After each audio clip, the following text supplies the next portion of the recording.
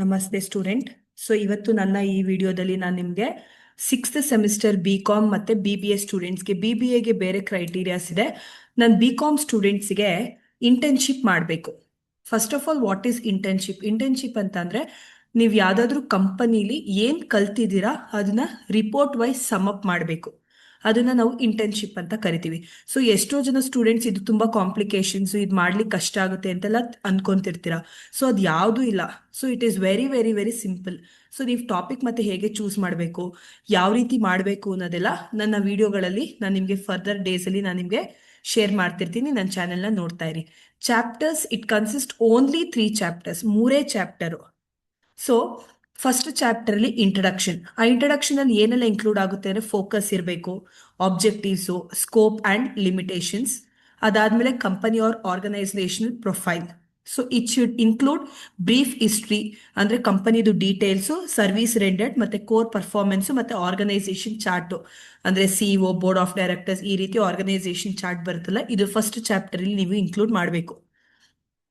ಇದಾದ್ಮೇಲೆ next chapter 2, work experience. Exactly ನೀವು ಇಲ್ಲಿ ಏನು ಕಲ್ತಿದ್ದೀರಾ.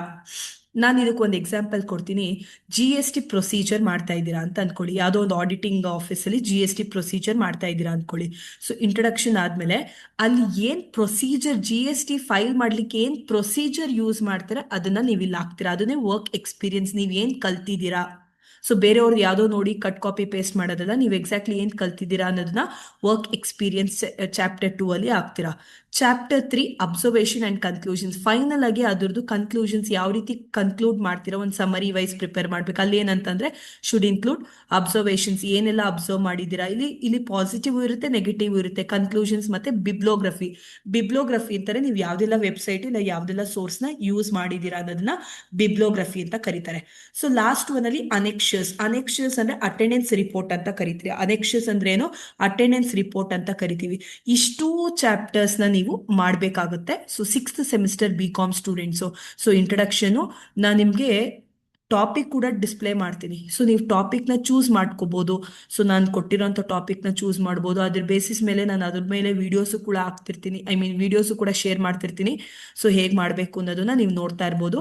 ವರ್ಕ್ ಎಕ್ಸ್ಪೀರಿಯನ್ಸ್ ಮತ್ತೆ ಚಾಪ್ಟರ್ 3 ಅಬ್ಸರ್ವೇಷನ್ಸ್. ಫಸ್ಟ್ ಏನಂತಂದ್ರೆ ನಿಮ್ ಕಾಲೇಜಲ್ಲಿ ಗೈಡ್ ಅಂತ ಒಬ್ರನ್ನ ಅಲಾಟ್ ಮಾಡಿರ್ತಾರೆ.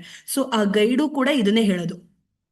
ಅದಾದ್ಮೇಲೆ ಟಾಪಿಕ್ ತಗೊಬನ್ನಿ ಅಂತ ಹೇಳಿರ್ತಾರೆ. ಟಾಪಿಕ್ ತಗೊಂಬರ್ಲಿಕ್ಕೆ ನಿಮಗೆ ತುಂಬಾ ಕನ್ಫ್ಯೂಷನ್ಸ್ ಅಲ್ಲಿ ಇರ್ತೀರ, ಯಾವ್ದು ಟಾಪಿಕ್ ಹೇಗ್ ಮಾಡೋದು ಅನ್ನೋದನ್ನ.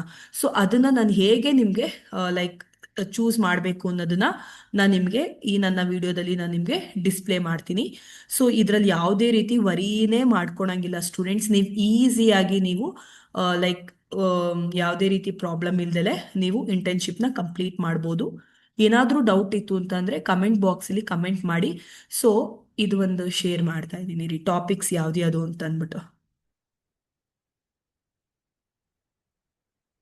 ಎಸ್, ಇಂಟರ್ನ್ಶಿಪ್ ಟಾಪಿಕ್ಸ್ ಇದೆ ನೋಡಿ. ಅರೌಂಡ್ ಇಲ್ಲಿ ಒಂದು 18 ಟಾಪಿಕ್ಸ್ ಇದೆ. ಇನ್ನ ಫರ್ದರ್ ಟಾಪಿಕ್ಸ್ ನಾನು ನಿಮ್ಗೆ ಹಾಕ್ತಾ ಇರ್ತೀನಿ. A study on effect of digital marketing on brand awareness, ಅಂದ್ರೆ ಮಾರ್ಕೆಟಿಂಗ್ ರಿಲೇಟೆಡ್ ತಗೋಬಹುದು. A study on business development with emerging trend.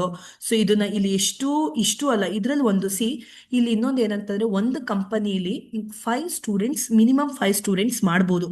ಆದ್ರೆ ಟಾಪಿಕ್ ಬೇರೆ ಬೇರೆ ಇರಬೇಕು. ಅದಾದ್ಮೇಲೆ ಒಂದೇ ಟಾಪಿಕ್ ಅಲ್ಲಿ ಒಂದು 3-4 ಸ್ಟೂಡೆಂಟ್ಸ್ ಮಾಡ್ಬೋದು. ಬಟ್ ಬೇರೆ ಫೀಲ್ಡ್ ಇರಬೇಕು. ಫಾರ್ ಎಕ್ಸಾಂಪಲ್ ಒಂದು ಪ್ರೊಡಕ್ಷನ್ ಇರುತ್ತೆ ಅಂತಂದ್ರೆ, ಅಂದ್ರೆ ಮ್ಯಾನುಫ್ಯಾಕ್ಚರಿಂಗ್ ಯೂನಿಟ್ ಇತ್ತು ಅಂದ್ರೆ ಇನ್ನೊಬ್ರು ಅದೇ ಟಾಪಿಕ್ ನ ಬೇರೆ HR ರಿಲೇಟೆಡ್ ಈ ರೀತಿನೂ ಕೂಡ ಮಾಡ್ಬೋದು. ಒಂದೇ ಟಾಪಿಕ್ ನ 3-4 ಸ್ಟೂಡೆಂಟ್ಸ್ ತಗೋಬಹುದು. ಆದರೆ ಕಂಟೆಂಟ್ ಬೇರೆ ಆಗಿರ್ಬೇಕು, ಬೇರೆ ಯೂನಿಟ್ ಆಗಿರ್ಬೇಕು. ಒಂದು ಸರ್ವಿಸ್ ಓರಿಯೆಂಟೆಡ್ ಇಲ್ಲ ಮ್ಯಾನುಫ್ಯಾಕ್ಚರಿಂಗ್, ಈ ರೀತಿ ಬೈಫೋಕೇಶನ್ ಆಗಿರ್ಬೇಕು. ಒಂದೇ ಕಂಪನಿಲಿ ಮಿನಿಮಮ್ 5 ಸ್ಟೂಡೆಂಟ್ಸ್ ಮಾಡ್ಬೋದು, ಬಟ್ ಟಾಪಿಕ್ ಬೇರೆ. A study on business development with emerging trend, a study on consumer buying behavior, a study on company taxation policy, a study on marketing of stocks and investment, a study on sales procedure, a study on customer satisfaction, a study on impact of pricing strategy, a study on recruitment policies and procedure of human resources, digital marketing, trends in India, consumer behavior in e-commerce, social media marketing, e-commerce growth in India, impact of GST on SMEs, audit procedure for SMEs, compliance audit in banking, impact of AI on HR practices, performance appraisal systems. ಅದಾದ್ಮೇಲೆ consumer ಇನ್ನೊಂದು add ಮಾಡ್ತಾ ಇದೀನಿ ನೋಡಿ, consumer buying behaviour towards digital digital marketing. So ಇದನ್ನು ಕೂಡ ನೀವು ಮಾಡ್ಬೋದು, add on ಮಾಡ್ಬೋದು. ಸೊ ಇಷ್ಟು ಟಾಪಿಕ್ಸ್ ಅಲ್ಲಿ ನಿಮ್ಗೆ ಯಾವ್ದು ರೆಲೆವೆಂಟ್ ಅನ್ಸುತ್ತೆ ಅದನ್ನ ಚೂಸ್ ಮಾಡಿ. ಸೊ ಇದಕ್ಕೆ ನಾನು ವಿಡಿಯೋಸ್ ನಿಮ್ಗೆ ನೆಕ್ಸ್ಟ್ ನಮ್ಮ ಫರ್ದರ್ ವಿಡಿಯೋಸ್ಗಳಲ್ಲಿ ಹಾಕ್ತೀನಿ. ಫಸ್ಟ್ ನೀವು ಕಾಲೇಜಿಗೆ ಹೋಗ್ತೀರಾ, ಕಾಲೇಜಲ್ಲಿ ಇಂಟರ್ನ್ಶಿಪ್ ಅನ್ನೋ ಕಾನ್ಸೆಪ್ಟ್ ಬರುತ್ತೆ. ಆ ಇಂಟರ್ನ್ಶಿಪ್ ಕಾನ್ಸೆಪ್ಟ್ ಬಂದಾಗ ನಿಮ್ಗೆ ಗೈಡ್ ಅಲೊಕೇಶನ್ ಆಗುತ್ತೆ. ಗೈಡ್ ಅಲೊಕೇಶನ್ ಆದ್ಮೇಲೆ ನೀವು ಟಾಪಿಕ್ನ ಸೇಫರ್ ಸೈಡ್ ಅಲ್ಲಿ ಟಾಪಿಕ್ನ ಚೂಸ್ ಮಾಡಿ ಇಟ್ಕೊಂಡಿರಿ.